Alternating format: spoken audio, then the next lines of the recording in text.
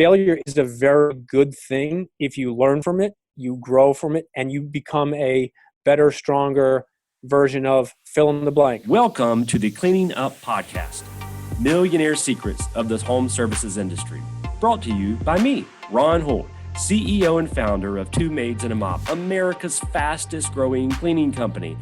I get a chance to sit down with home service industry pros and other entrepreneurial leaders so they can share their stories, their insight, their experiences. It's so much fun. You're going to learn so much, and you're going to be inspired to take your small business into a national brand just like I did. Let's jump right into the interview. Christopher Wirth is our guest today. Christopher is the speaker. He is a coach. He is a consultant. He works with all sorts of entrepreneurs and just people across this country through his business, No Quit Living. He's also a podcast host where he talks to people who have endured really difficult challenges in their life and they've overcome them, whether it's in sports or personal life or in their business. And so Christopher's here today to talk to all of us about how to use positive energy to build our own businesses, no matter where you are located across the country. So Christopher, welcome to the podcast. I appreciate it. It's an honor to be here, and I'm excited to talk to you. Absolutely. Same here. So I want to jump right in because for someone to be inspired by you, for someone to trust you, I think they need to understand where you're coming from. So why don't you take us a little bit and hit behind the scenes and tell us where you were several years ago and what got you to a place where you thought that you had the right to tell other people, what to do in terms of don't quit and stay positive and keep fighting. Yes, that's a great question. And it's a question I get asked every time I speak, whether it's on stage or podcast or with a company. And for me, I grew up playing sports. I played two sports in college, basketball and tennis. And when I graduated college, I coached AAU high school and college basketball for quite some time. And I ran a wealth management business. And I got certified in 2011 at the first ever John C. Maxwell Speaking, Training, and Coaching Certification Program. It was about 4.5 days. I feel like I got a PhD times 10. It was just an amazing, amazing opportunity. And at the time, I was doing a lot of speaking for charities, companies, was doing quite a bit of keynote speaking. And I wanted to become a better speaker, wanted to become a better coach and trainer for myself, for my profession. And fast forward, a couple of years after that, I launched No Quit Living as a motivational speaking, training, coaching company. And then fast forward to April of 2017, we launched the No Quit Living podcast. And we've had some unbelievable success based on just some incredible guests that share their no quit stories. And to your point before, we've had athletes, entertainers, entrepreneurs, we've had best-selling authors, best-selling authors. We've had amazing speakers. And what I've learned and what I've taken forward with this is doesn't matter where you are in your personal career, doesn't matter if you're in the entrepreneur world or just starting off or about to start off, is we all get knocked down, and we all get knocked down many times. That's not a negative perspective. That's just the reality of life. And the only question is, do you get back up? And do you get back up better, stronger, and more aware of what's happened? And just the opportunity to share our mission and our message on different shows and things. It's amazing. And the reason I think it resonates so well with people is when I ask a question on my podcast, which is the second question is, what's your no quit story or a time in your life where you could have given up or given in? Almost everybody's response is, well, which one do you want to hear, Chris? And it's somewhat funny in the sense, but the reality is, like I said, is we all get knocked down. So whether you're coming from a sports background, entrepreneurial background, employer background, we all have our challenges, we all have our obstacles. And I think in life, today's day and age, we have so much access and so much information to that access at such a high rate and such a high speed that the only question really is, are you going to take the time to better yourself? And it doesn't matter whatever that is in regards to yourself is, but we all have that opportunity. And that's one of the things that we focus on is the word accountability. And we have a clothing line, and on the back of everything is hashtag accountability. And I think that's something that we really focus on. But I'm appreciative of the opportunity, and I love what you're doing. And I've shared some of your message with some of my team, my people, and I've listened to a couple of your podcasts, and I think it's you're doing a great job. Oh man, that's an honor. I'm thankful that you took the time to learn a little bit about me and our brand here. I got to say, we're going to try to be serious most of this episode interview, but I'm assuming that whenever you enter a stage, you're playing the Chumbawamba song in the background, right? Is that the I got knocked get down? knocked down, I go again. Like I said, we'll failed attempt at humor. Sorry. Yeah, I can't sing. So no more singing. So there's so many cool things that you say. We're going to talk about a bit of those things. And for all of you guys out there, for all the franchisees listening to this, at the end of this interview, towards the end at least, we're actually going to challenge Christopher with some of our everyday issues that we encounter and what he would do to counter the issues that we're going to present him with. So I'm really excited to see what his response is going to be to some of those. But before we get to that, I want to kind of talk about some just sort of central tenets in terms of how to stay positive, how to keep fighting, how to be energized, and want to kind of go through as many as possible with you. So if you don't mind, I know that after listening to you talk and hearing, just in our personal conversations, there's 6 or 7 really central tenets that you really like to share that you think everyone can possess, So if you don't mind, let's kind of go through each one of those one by one. And I know I'm going to give you a head start here. I know the very first one that you really like to lead with is relationship building and how that can give back as much as you can get from it. Yeah, relationships are, I don't care where you are in life, business, sports, personally, relationships is one, if not the most important thing we all can have. And there's so many different sayings and quotes where they say something along the lines of how many friends you have. If you have, 2 or 3 or 5 real friends, then you're unbelievably wealthy. And I think, unfortunately, with technology where it is today, is we're missing some of that and we're losing some of that actual opportunity to build relationships. And the reason I say that is you shoot a text, you shoot a message on social media, you shoot a 2-line email, or a lot of times people just leave a quick voicemail. Hey, Ron, it's Chris. The answer is this. Talk to you later. And don't get me wrong, I fully understand that in today's day and age, you need to do some of those things. But what I always say, especially in the business world, is take time to get to know your employees. Take time to get to know your clients, your potential clients. And the reason being is it's very simple to relate to them if you actually show them that you care. And Bob Berg, who's a very good friend of mine, he was actually the first guest on my podcast. He talks about relationships all the time, and he always believes and he always says that people will do business with people they know, like, and trust first before they will with a stranger. And I think the flip side to that is so many people miss that in regards to where technology is and where the speed of things are, is they assume that, I have a product or I have a specific answer for this problem or the client's need. I'll just shoot a message and they should, want to buy my product or service. And the reality is, in some instances that's true, but in most it's not. You actually have to take time to build those relationships and show people that you care and you actually want to get to know what their issue or challenge is, and then you can offer them a potential solution to their problem. Yeah, so I'm an entrepreneur. Everyone listening to this interview is an entrepreneur. You're also an entrepreneur as well. And so the theory, the dream of owning your own business is that you don't ever have to work for anyone else. You own your day. I actually have always thought of it the opposite. I think my job is to work for my employees, for my franchisees, for my customers at the local level. And when I sort of made that switch inside my brain, it made me think totally differently about how I go about doing my business. Every day that I walk in the office, we've got 25, 26 employees here in the office, at the home office here in Birmingham today. I'm going to find one of those people, if not more than one, to do something for them today. It's my job to inspire them. It's my job to give them something. And I try to do that no matter where I am. Later today, I'm going to be coaching my son's Little League baseball team. My job is to find a kid or a parent to do something to inspire them before the end of that practice this afternoon.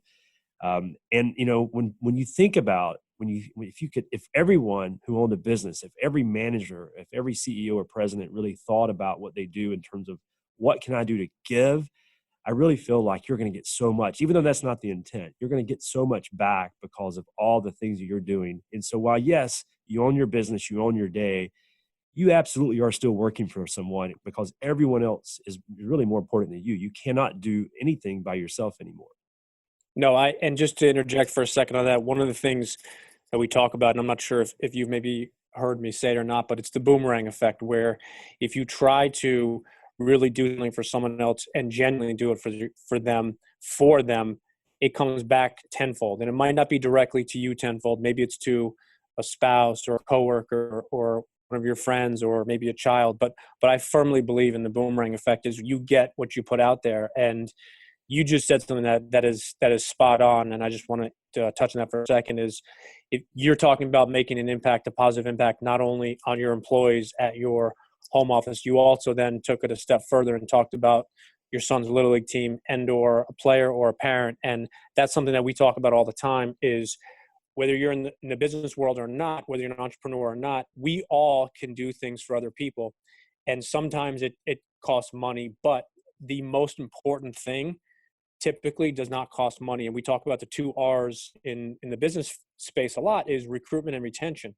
And the disconnect is people think that they lose employees because of better financial opportunity somewhere else. And the reality is people typically leave businesses because they're not appreciated or recognized. And that's something that appreciation and recognizing somebody, is free. It doesn't cost anything. It's going out of your way to have a conversation with somebody, going over to somebody's desk and, oh, how'd your son do in his baseball game last week? Or, hey, I know your son or your daughter was applying to colleges. How's that going? And it doesn't take 10 hours every day, but it does have a positive impact. And the other perspective I always say to people is you have to be real and sincere.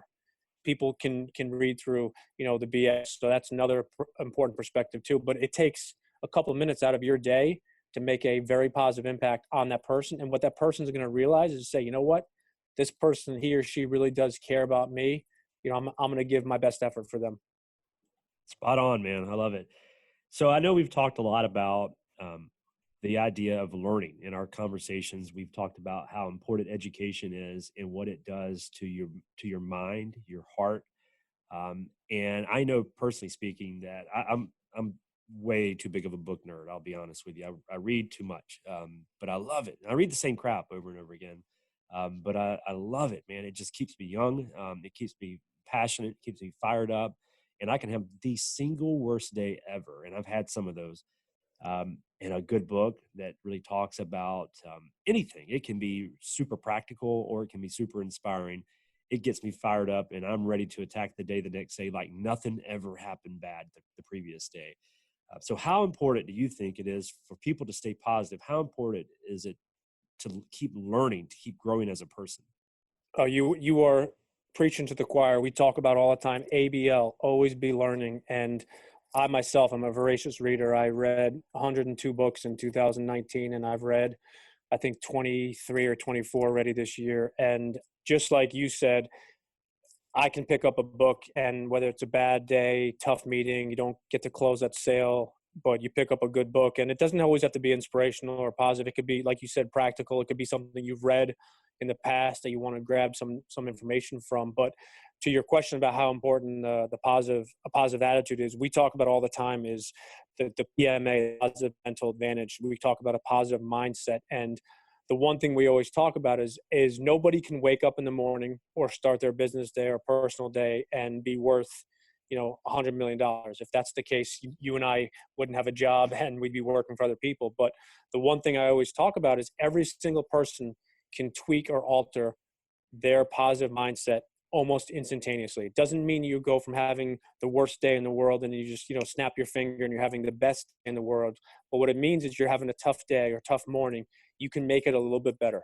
You can be a little bit more positive. And I think that's something that we're really focused on as a company, is really inspiring people to understand that they control what's between their two ears. And it's not easy. It's not simple. It doesn't happen instantaneous, but it's something that we all can do. Well, I think that's a kind of a good segue into something I want to talk to you about, which is failure. What happens when that inevitable day or moment occurs when you fail? And fail can be defined in so many different ways. It doesn't have to be an outright loss. Um, I think that oftentimes there are personalities in this world where success has to happen for that person to feel happy, for that person to feel positive. I actually, for whatever reason, go the opposite way. Success scares me. I like failing because it keeps me going. It keeps me fighting. It keeps challenging me. And I expect it. When I expect that failure, it just keeps me learning, and wanting to do something differently to try to overcome that failure. But I have seen it firsthand that some personalities really struggle with the idea of failing. So how can that person that's really struggling with that overcome that? What can they do to change that personality trait? Yeah, that failure is I believe looked upon, and I think social media unfortunately has something to do with it. But failure is looked upon as such a bad thing, and I failed and I'm a failure. And Zig Ziglar has a famous quote is, failure is an event, not a person. And I was fortunate to speak to Zig quite a few times when he was alive, and his son Tom was on my show. But I think it's understanding that when you fail at something, you have to really ingratiate yourself with and grasp the concept and the idea that you are not a failure. You just failed at something. And whether that's business, life, a relationship, a game, an event. And at that point, you have to take a look in what we call that self-accountability mirror and say, am I going to learn from this, or am I going to let this really impact tomorrow, the next day? And I want to be clear, you don't ever want to play a game or go into a business venture to fail, and you never want to hope to fail. But like you said before, I think where people miss the boat quite often is failure is a very good thing if you learn from it, you grow from it, and you become a better, stronger version of fill in the blank: parent, spouse, business owner, employee, employer, whatever it is. You have the opportunity to take it, learn from it. And the thing I say all the time is if a sports team always won every single game and they never lost, would it be fun in the sense of from the winning perspective? Possibly. But I think even those members of the team would say, this is not challenging and it's really not that much fun anymore. We always know we're going to win. And on the flip side is, the teams that lose all the time, if they just get knocked down and get defeated and they don't learn from it, they're never going to get better. And I always talk to our clients about the importance of figuring out what you can learn from that loss or that failure. And I think some of the companies and the employees I've had the opportunity to work with, and we do a lot of work all with some college sports teams, basketball in particular, is you learn from those losses and you come back a better person, and you can go in a week from now, 2 months from now, in a tough situation in the game, and you can flip back in your mind and say, okay, this similar situation happened 2 weeks ago. We were down by 2 points, or we had to play defense and get a stop. And I think that's the one thing that entrepreneurs miss is take those losses, or take those failures, or take those missed sales, or unfortunately losing an employee, and say, okay, if and when this happens again, how could I maybe approach it differently? Or how can I maybe go back to that loss or the time that employee left and handle it a little bit better and handle it differently? Very cool. So one thing that we changed this year about our brand, something we've never done before, is actually help our franchisees develop goals for their business. We've always sort of allowed our franchisees to sort of create their own internal projections for the upcoming year, for whatever metric it might be. But this year, we really got deep within the business with each of our franchisees and help develop internal goals that they could all strive for, and that we could help cheer along and fight alongside them. It was a fun exercise, but now, the year is here. Now we're actually executing. What do we do to, one, challenge ourselves with these goals? And then what happens if for some reason the goals that we set for us earlier in the year seem to be difficult to achieve? How do we stay positive when things aren't going as good as we had hoped? I love that question. And I think what happens with goals, and I think goals are unbelievably important. We preach it, we practice it ourselves, whether it's a sports team, a business, somebody joining the entrepreneurial world. We always talk about the importance of goals, and the next step is having checkpoints. So how you stay motivated is you look at where you want to be, where you need to be, in essence, then you reverse engineer where you should be at different points. And what happens is people get to a point, let's just say your objective for 2020 is to make $100,000 in that year. If somebody gets to May, June, or July, the midway point, a little bit past halfway, and they're only at $35,000 or $40,000, what most people do is they then readjust their goal and they lower it. And that's, I think, the worst thing to do. What you should do is you should assess where you are. And Grant Cardone talks about this a lot in the 10X rule and a lot of his things that he preaches. What you need to do is you need to 10X that action. You need to 10X that activity, 10X that whatever it is, phone calls, prospecting, following up with potential clients, following up with past clients.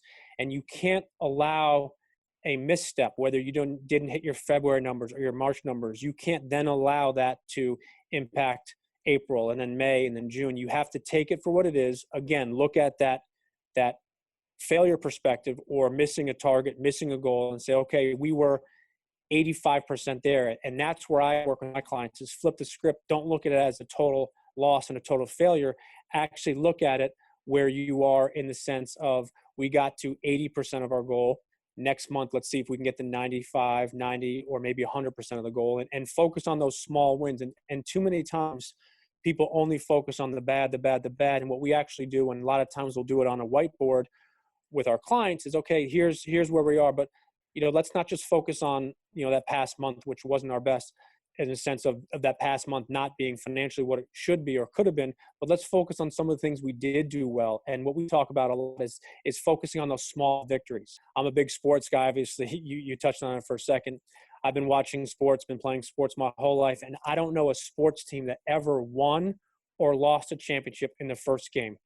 I know teams that have actually started off poor and fix things along the way. So that's another thing that we talk about. And another example we give with businesses is it's a 12-month year, whether you are a calendar year or you have a different type of business model. It's typically 12 months. I know some businesses are a little bit longer, some of it are a little bit less, but either way, you can look at it where it is and say, okay, 2 of these 12 months were not where we want it to be. Let's attack these next 10 or these next 2. And I think it's just reframing your focus on not only looking at the bad or those failures, but also looking at those small wins, because small wins lead to bigger wins lead to championships, and having your best year and continuing moving forward. Yep, I agree. So I think, hearing all this, almost everything you're saying makes so much sense to me. But I wonder, is it because I believe so strongly in myself, my business, and my brand? What happens to the entrepreneur or the athlete or the mom or the dad that loses faith, stops believing in what they're trying to accomplish? I see that. I've seen it, unfortunately, inside of our own franchise network. I've seen people lose faith in our business model. And at that point, it seems like it's too late. Is it too late? And what can you do to avoid that if it is too late? Yeah, that's a great question too. I feel in kind of our whole MO of our company is it's never too late, and we've all been there. What you just described, where you lose enthusiasm, you don't think you can do it, and one of the things at that point is you need to be very specific at that point with your positive self-talk. What you tell yourself at that point is unbelievably important, because when you're knocked down, let's use a boxing analogy. When you're knocked down, if someone in your corner is telling you can't do it, let's just, we'll quit, and, we never should have done this, you're not going to get back up. But if you tell yourself, I can get back up one more time, I can keep going, I can learn from this, this is something that I've invested time, money, and effort in.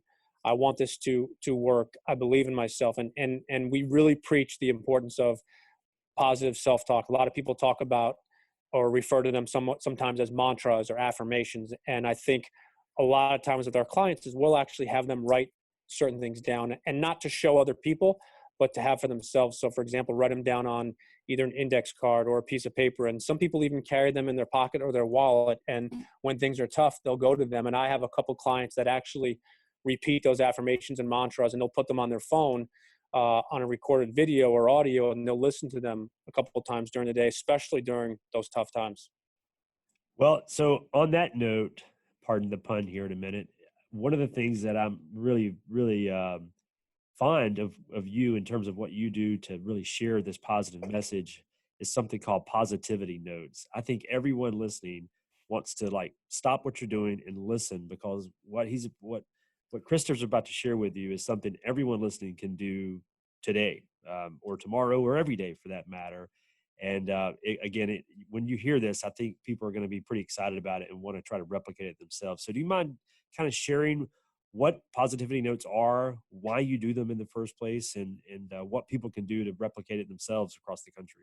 Yeah, I really appreciate you giving me the opportunity to touch on this. So a couple months back, middle to the end of 2018, we came up with the idea of leaving positivity notes on people's windshield, on their car. And what I mean by positivity notes is we have stationery that we designed and we purchased, and basically on the top it says join our paid forward with positivity mission, and then on the bottom it says post your note on Instagram and tag at No Quit Living to help spread the positivity. And then in between that is a big white space, and what we did is we wrote different positive quotes, different things that we see on Instagram, famous quotes, favorite quotes. What we've also done is we've had people share with us some ideas, and we write those positive notes and we leave them on random cars. And I'm in Connecticut, where we are in Greenwich, Connecticut. We're right on the border of New York. Literally, my office is a minute drive to New York. And what we did was we started doing it locally. And I had some friends pass them out and put them out. And we did it very simple. The number one objective was to have a positive impact on that one person's day. You never know what somebody's going through. You never know if they've had a family crisis, a personal crisis, a health issue, maybe losing a job, whatever it is. And we said to ourselves, you know what, if we can make one person's day a little bit better, then that's awesome. And the reason we have the perspective on the note about tagging us is we know that the way social media works is different algorithms and things. We want to get this out to as many people as possible. So we started in Connecticut, New York, and now fast forward, we are in over 30 states. We've passed out over 6,500 positivity notes, and we're actually in 4 countries. And the reason I say we is I've had people reach out to me on social media and they say, hey, can you send me some notes, or where can I get them? So what we've done literally is we've mailed out as many as 5, 10, 15, 20 to people all across the country, in Canada, China, as well as Puerto Rico. And it's just been amazing because people have really been inspired to do something for somebody else. And that's the best part about this is, and I share with people and I say, if you're interested and any of your listeners are interested, anybody can reach out to me. I always give my personal email address, which is chris@noquitliving.com. And anybody who wants some notes, we'll send them to them. But the other perspective, which you touched on, which is awesome, is we've also had some people that just write their own notes, whether it's on Post-it notes or piece of paper or a pad they have in their car, and they've left them in different places. And we've had people tagging us and sharing it. We had a college basketball team in Chicago do their own positivity notes, and they left them in all different places in and around their city, and they tagged us. And the reality is, it's not about us. It's about other people realizing that every single day we have an opportunity to positively impact somebody else if we take the time and effort to do so. Love it. What's your favorite quote? That's a great question. My favorite quote is the reason why our company is named what it is. It's a Norman Vincent Peale quote, is it's always too early to quit. Oh man. Yeah. We need to like tattoo that on my forehead. my license plate to my car is no quit. So That's that's awesome. had an impact on me for many years now. All right. So I'm going to let you breathe for a little bit, because that was chock full of just nugget after nugget. Don't breathe too long, because I want to challenge you here. I want to kind of bring it home for our listeners, our franchisees, and kind of talk a little bit more of like what we really go through as business owners and what you may do if you were in our shoes. So first, we're going to hit it right out of the gate. Our franchisees are small business owners, but more often than not, they are career white collar executives, corporate America folks who probably have never owned a business before, and then they jump right into business ownership, and it's franchising. So our job is to make life easier for them. Our job is to train, support, oversee, and do the best we can to coach and consult them as they grow their business. However, we're not there physically. We are there virtually, but we are not physically there with them. We can't make hiring decisions, and we can't even make business decisions for those owners. So while we are there, we are sort of similar to if you had a sibling that lived in California and you were in Connecticut. There's still a bond there, but physically he or she can't help you. So what happens over time we've seen is that life just really hits some people the wrong way. The first 100 days don't go as well as you hope. Maybe the first 6 months don't go as well as you hope, and all of a sudden it's 12 months in, and things still aren't where you thought they were going to be. And you left corporate America because you weren't happy, but you actually seem less happy now owning your own business, and that's when those doubts start to circulate in your mind. And at some point, that slippery slope ends in quitting and failure. That's one of the best things about business, by the way, is there's only one way to lose, and that's to quit. But we do have franchisees that talk to me, not a lot, or otherwise we wouldn't be growing. But we have a small sample size that do entertain the idea of quitting, and I do my best to help them. But I'd love to hear what you would do if you had that same experience. You had 20 years of corporate America success, followed by 1 year of really tough times growing a business, and you think, man, it's a lot easier just to go back to corporate America. This whole running a business thing's hard. I quit. What should we be doing differently to change those thoughts? That's a great question, and I think a good segue into. I believe it goes back to something that you and I spoke about before we went live, is the idea of a sprint versus a marathon, and using that example of somebody coming from the corporate world of 20 years, and the first year is not a success, or not nearly as successful as maybe they had hoped, visioned, or planned out, and they're at that point now 12 or 14 or 16 months later, and they say, you know what, I want to throw in the towel, and I don't think I can do it, Ron. I think I'm gonna get out. And it goes back to what we say is instead of just looking at that as a whole, understand that it is not a sprint, it is a marathon, and look back at that 12, 16 months and say, what have been my successes? And then what we talk about is looking in that self accountability mirror, and instead of say I can't do it and it's not for me, say I can do it. Switch that verbiage, or tell yourself and say, okay, I've had some really good days. I've had some really good weeks. I had 1 month that was phenomenal. Let's call it April. How do I replicate April as opposed to May or June? And a lot of times it's getting on the phone, and we believe, and we preach it all the time, is having an accountability partner where you can jump on the phone, whether sometimes it can be in person, but a lot of times it's on the phone or video, and say, hey, here's the challenge I'm having, or I'm thinking about giving up.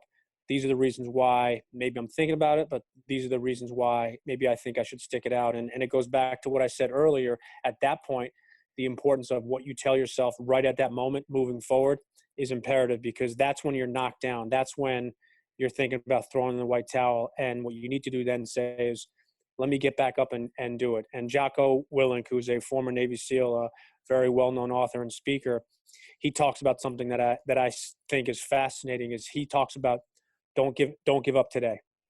Maybe go one more day. Don't think about a month from now, 6 months from now, but think about right now and give it all your best today. And then you're going to get up tomorrow and give it your best tomorrow. And you take those one steps, those 1 days at a time, and having those small victories. A lot of times it keeps people from not throwing in the towel and saying, you know what, I can go one more day. And then all of a sudden you go another day, and people, I don't think, understand the value and the power of streaks. And what I mean by streaks are having one really good day, 2 really good days, having one really good week, 2 good back-to-back weeks. And all of a sudden you have your first really successful month, and you need to focus on that. But again, you have to take them and look at them as bite-sized pieces as opposed to one huge big number. Again, going back to, it's a marathon. It's not a sprint. It's not that first 500 yards. Of course, the first 500 yards are important and could help, but it's about continuing going each and every single day. Love it. Love it. All right. So I'm going to peel back the curtain, and you're going to learn a little bit about our industry that you probably didn't know until I'm about to propose to you. So in our world, employee turnover is a real thing.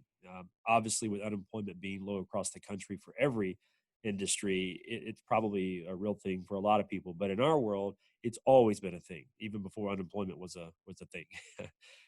So again, white collar to a blue collar world is sometimes a very difficult transition for a lot of our franchisees in our system. And it's a shock. It's a bit of a shock to the system when the first person quits after a day and the second person quits shortly after that. And all of a sudden, fast forward 100 days and you've had 40 people quit. That may be hopefully a little bit on the extreme, but we definitely have stores where turnover is north of 300% for their business. That takes a toll. That takes a toll on you mentally for sure, because human nature at some point takes over, and 300% literally means you've changed the business over 3 times over the course of the year. Your brain says at some point, man, this next person is going to quit. I know this person is going to quit. And what happens when you think that, I believe your body language changes, the tone of the words that you share changes, and every person you hire after that, when you have that change of personality, feels that, and you do set yourself up for failure. How do we stop thinking that way? Even if we lose 40 people in 100 days, how do we tell ourselves that 41st person is going to work here for a career? Yeah, so that's something that happens in lots of different industries and fields. And I think the big thing we talk about is the leadership and the culture, and how you don't look at that 41st potential employee as a loss. Is you need to say, okay, I'm going to handle this a little bit differently. I'm going to handle this person just a little bit differently in the sense of what I've done those past 40. And you're 100% right. It's very difficult. It's very hard. And what happens is when you put it out there, when you say, I'm going to lose this person, or he or she, they'll be gone within a week, you're putting it out there. And I know it's not easy, it's not simple, and it's not what you want to do. But what you have to say is this next person. So, you come in, let's say to my franchise, and I say, okay, Ron's going to be my 41st employee. Ron's going to be a great employee. I think I'm going to talk to him a little bit differently, and I'm going to figure out how to establish that relationship. And the big thing is recognition. And the big thing is letting your employees know that you care about them first and foremost, but more importantly is you want them to be a part of your team. And I think the one thing we try to talk to a lot of employees about is understanding that it's our team. We are working together. You are not working for me. We are working together. And if a franchise and a franchisee is able to get that across to his employees or her employees, that we are doing this together, we are in this together, it's a very different feel. And it goes back to the sports world. When a coach is yelling at you and screaming, this is my team, and if you don't do this, you're not going to be on my team, it's very different. And it's a very different perspective, as opposed to that coach is saying, all right, guys, we can do this. We can put this together. We're down by 4 points. We can make this comeback. Let's do this together. That's a very different perspective. And it just goes back to, again, is establishing that relationship, establishing the culture, and being a leader. And it's not easy in any way, shape, or form, but it's something that we all can do, and start piece by piece and make one tweak here, one change there. And again, you snowball that effect, and you have those streaks. First good week, first employee that stays, second employee that stays. And that's what leads to a successful business. I love it. Just win today. Just win this morning, just win this afternoon. Just think about where you are and win the moment, and then win the next moment whenever it arrives. Don't think about yesterday. I love it.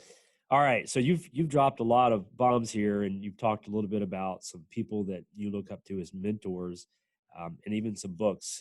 I'd love to sort of just hear some advice from you. Like what's some books that we should listen to? What are some podcasts that we should check out? And then after all that, what I'd love for you to do is sort of end this interview with what's the best piece of advice that you've ever received that can relate to an athlete or a business owner. That was like 14 questions all in one. I like it. So I'm for not me, quitting. No, I love it. So for me, as I said, I'm a voracious reader, and I think there's a ton of great stuff out there. I've had the fortune of becoming very good friends with both John Gordon and Damon West. They wrote a fantastic short book in October of 2019. It came out. It's called The Coffee Bean, and it's something that we all can do. It's a fantastic book. I'm a huge believer in John Gordon's books. One of his books, The Energy Bus, is something that I absolutely love. I'm a big fan of the book The Secret as well. I think the law of attraction is very important, and I think the one thing that the law of attraction people miss with it is you need to follow it up with action. And it's not just thinking it, it's not just putting it in your mind, it's not just writing it down, saying it. You have to then go ahead and take action. As far as podcasts, that's a $1 million question in the sense of what's out there. I began listening to the Entrepreneur on Fire, EO Fire with JLD. Hal Elrod has a fantastic podcast. Those are some of the mindset positive ones I've listened to. I've also listened to Lewis Howes as well. And for me, I'm a huge fan of the wonderful website YouTube. And I think, I say that with a smile on my face, because what you can do, and based on what you search and what you look for, it gives you advice. And I think there's always those amazingly positive messages, images that you can get out there. And myself, I will do a search on YouTube of inspirational videos, inspirational talks, sports comebacks, no quit stories. And when you do that, it just kicks back a ton of stuff. And the one thing that I will share with your listeners, and especially being a business owner and a franchise owner, is it is so important what you put in front of your eyes. It's so important what you put in your ears. And it is even more important what comes out of your mouth. And what I say to people, and it's a humorous comment, but Zig Ziglar, who I've mentioned, had a very funny quote in when he was alive. He would say, it's like the people who complain about the pornography that's on their VHS or their VCR. And the reason it was funny is because you don't have to watch it, and you're the one putting it in. And what I always say to people is, if you're listening to someone, following somebody that's not motivating you or inspiring you or building you up, then you know what? Spend a little less time with that and change the channel. And the best advice I would give, and it's not so much advice as it's one of my all-time favorite quotes by Jim Rohn, is you are the average of the 5 people you spend the most of your time with. And what I always say to people is there's 3 things that can happen with those people. They can keep you where you are, status quo, in your comfort zone, which is comfortable, feels good, but it doesn't really take you to the next level. Or they could potentially bring you down. They could pull you down. The people that tell you, well, you can't do this, and what if you fail, and what, it could be hard. And then the third option is the people that motivate you, inspire you when you're having those days when you feel like throwing in the towel, or when you feel like calling Ron and say, you know what, I don't want this franchise anymore. Those are the friends that you can jump on the phone with, or maybe grab coffee with, or grab a drink after work and say, and those are the ones that say, you can do this. You know what, go one more day. Give a little bit more effort today. And like you said before, I talk about this all the time, is you can't go back to yesterday. You can't go back to last week's game or last week's business deal or the last employee that you lost, but you can move ahead today. And I'm going to win this afternoon. And I have a sales call this afternoon, or an interview with a new potential employee. And you know what? I'm going to kick butt, and I'm going to do my best. And I always tell people, I always end with it is, all that being said, we've been using the hashtag We Rise by lifting others up, whether it's an employee, whether it's a potential employee. The best thing to do is to motivate somebody, inspire them, and let them know that you care. And the 4-letter word, which most people don't talk about, it is enough, is love. It's okay to show love to your employees, to your team, to your friends, to your family. And I think we don't do enough of that. And this has been so fun. I am totally inspired to go attack the rest of the day here at the home office. And I hope anyone that's listening to this will do the same inside their office. In fact, I know they will. Christopher, it was an honor to talk to you, and a super inspiring 40 minutes that we spent together today. So thanks for your time. I want to make sure that people have a chance to reach out to you and communicate and connect with you, because I know that you want to talk to them. So if you don't mind, you didn't really plug your podcast earlier, but I know it's a great one. So please share that with everyone, along with any other ways they can reach out to you. I appreciate it. So our podcast is, you can get it on any podcast platform, whatever phone or device you have. It's just under our name, No Quit Living. And then I always share my personal email address. I love connecting with people, always looking to connect with business owners, opportunities to share our mission and our message. And it's chris@noquitliving.com. Our website is noquitliving.com. And then we're active on social media. Instagram is probably our most popular social media platform, and that's just under No Quit Living. And I love connecting with people. So if they want to send me an email or send us a direct message, we love connecting. And I just wanted to thank you, Ron, for the opportunity. It's been a complete honor and privilege, and I hope everybody goes after it and attacks today. All right, guys. All right, don't quit. Keep fighting. Thanks, Chris.